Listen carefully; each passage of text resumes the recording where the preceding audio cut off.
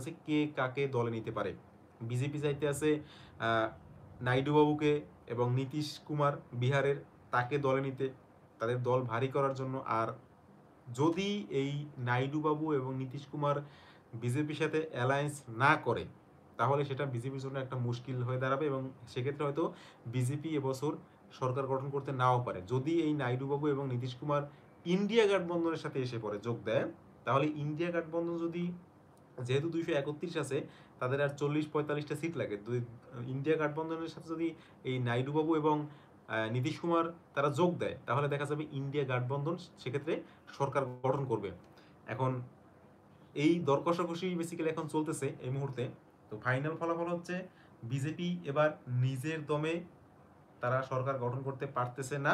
তাদের যে 400 পার নারা, তা 400 পারের যে স্লোগান, যে 543টা সিটের মধ্যে তারা 400 সিট তারা নিজেদের দমে পার করবে।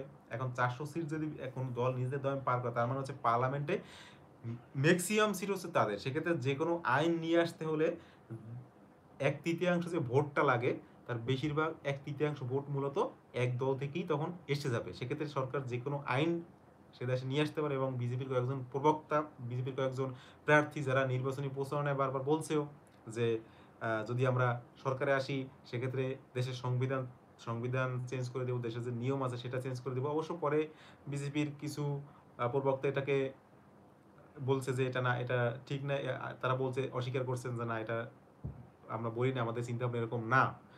কিন্তু তারপরও কিছু দু একজন প্রবক্তা, দু একজন যে প্রার্থী, তারা মুখ থেকে এটা বলছে।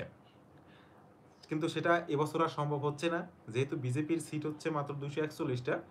আর তার এখানে হচ্ছে কোনো দল এবার আর, আগে যেমন বিজেপির সরকার ছিল, এবার এই বিজেপির সরকার কথাটা বলতে পারবে না। এবার বলতে হবে এনডিএ সরকার, এনডিএ এনডিএ গাটের সরকার, এনডিএ জোটবন্ধনের সরকার।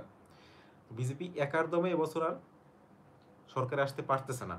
প্রধানমন্ত্রী নরেন্দ্র মোদী একার দমে তৃতীয়বার আর সে সরকারে আসতে পারতেছে না। হ্যাঁ, সরকারে আসবে, এখন পর্যন্ত 99% শিওর যে প্রধানমন্ত্রী মোদী সরকারে বসবে, কিন্তু এনডিএ গাঠবন্ধনের সহিত সে একার দমে এবছর আর সরকারে বসতে পারতেছে না।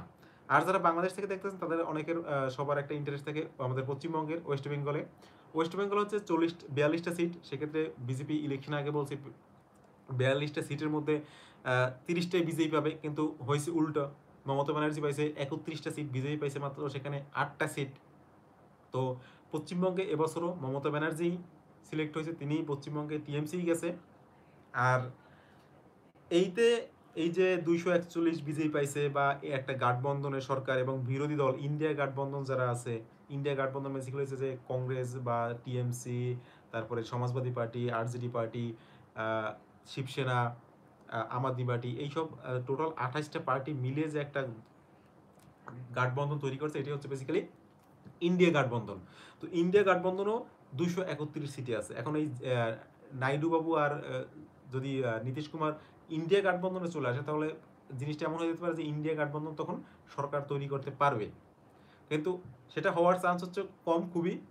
তারপরও যেহেতু এবার গাঠবন্ধনের সরকার গড়বে, সেহেতু কি হবে যে ইন্ডিয়া অ্যালায়েন্স যেটা আছে, মানে বিরোধী পক্ষ, তারাও যথেষ্ট শক্তিশালী। যদি বিজেপি 241 পায়, ইন্ডিয়া অ্যালায়েন্সও সেখানে 231 পেয়ে আছে। তো যে বিরোধী দল যারা থাকবে, তারা খুবই শক্তিশালী। এক্ষেত্রে হচ্ছে যে কোনো আইন দেশে আনতে গেলে, বা যে কোনো একটা দুর্নীতি করতে গেলে, বা যে কোনো একটা পার্লামেন্টে যে কোনো একটা যদি মুদ্রা পার্লামেন্টে উঠায়, সেক্ষেত্রে হচ্ছে বিরোধী দলেরও সেই পরিমাণই মতামত লাগবে।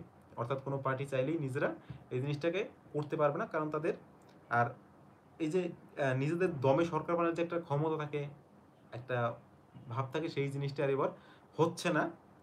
তো বেসিক্যালি হচ্ছে প্রধানমন্ত্রী নরেন্দ্র মোদী হবে, বিজেপির সরকারই যাবে, কিন্তু পুরোপুরি বিজেপি আর বলা যাবে না, যেমনটা আগে ছিল। এখন হচ্ছে এনডিএ এর সরকার বলতে হবে।